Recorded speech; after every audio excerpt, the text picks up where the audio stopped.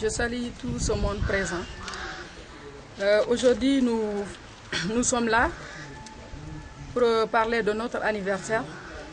En fait, on a été capturé à Kailou le 3 mai.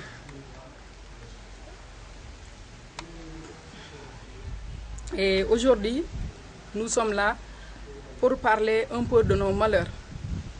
En fait, nous venons comme étant des citoyens sénégalais et sénégalaises. On a beaucoup plaidé, mais après on a vu que rien n'a été fait. Donc après, on a beaucoup réfléchi. On s'est dit qu'aujourd'hui, quand même, on va lancer un mot concernant les autorités.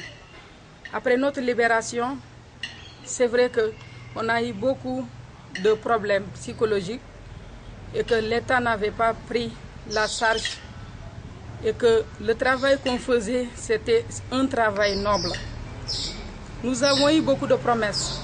Alors, à notre sortie, malheureusement, on était là, il n'y avait pas de travail. Parce que quand on dit déminage, il faudrait quand même qu'il y ait l'ordre de tâche avant d'aller déminer.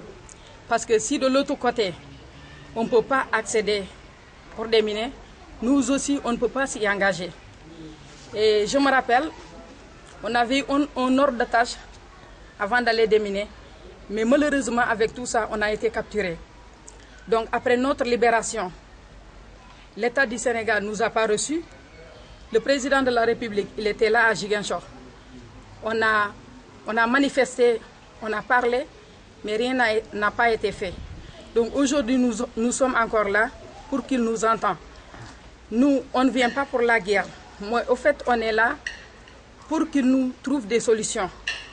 Parce que nous avons des soutiens de famille. Et que nous, ce n'est pas le déminage seulement qu'on peut faire. Il y a certains métiers qu'on peut faire. Présentement, on peut dire que nous sommes en chômage. Quand il était là à Ziguinchor, il ne nous a pas reçus. Donc présentement, on ne sait pas pourquoi. Aujourd'hui, présentement, on n'a rien à faire parce qu'on n'a pas un ordre de tâche. Donc présentement, le travail, il n'y a pas de travail. Des fois, on nous appelle pour travailler quelque temps, des fois, il n'y a pas de travail. Donc il y a un stand-by. Vraiment, on interpelle l'État, il doit nous soutenir. Parce que nous avons des soutiens de famille. Et on est des Sénégalais. On a été capturés et normalement, après notre libération, une semaine après, on devait être reçus par des psychiatres ou bien des psychologues. Mais ça, là, ça n'a pas été fait. Donc, présentement, on vit avec des séquelles post-traumatiques. Nous demandons à l'État des soutiens de famille. Nous demandons à l'État des soutiens de famille. Ces soutiens de famille. Quand nous serons en face du président de la République, on pourra refléter tout. Mais ça, on ne peut pas le dire ici. Parce qu'il était là à Ziguinchor, c'était vraiment l'idéal de nous recevoir. Mais après, il ne nous a pas reçus. Présentement, moi, Fatgué, j'ai quitté la compagnie. Parce qu'après ma libération, j'ai vu que c'est un travail noble que je faisais. Mais comme il n'y avait pas d'assurance, il n'y a pas d'assurance, et j'ai compris que si je repars, et un jour je serai, par exemple, capturé, là, c'est ma famille qui perd. Donc, il n'y a pas de sécurité. Et que ce travail, c'est un travail noble. Déterrer des engins, c'est pas fait pour n'importe qui. D'abord, quand les femmes ont été libérées, quelques jours après, on a été reçus à la gouvernance. Et le gouverneur avait proposé à ce qu'on aille faire des séances chez Dr Koundoul. Et il a entretenu cette séance avec Jean-Michel Mathiam.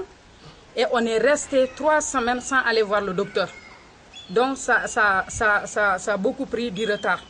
Et il y avait même Sophie Aïdara qui est allée à Dakar pour se soigner. Nous deux, on était restés ici.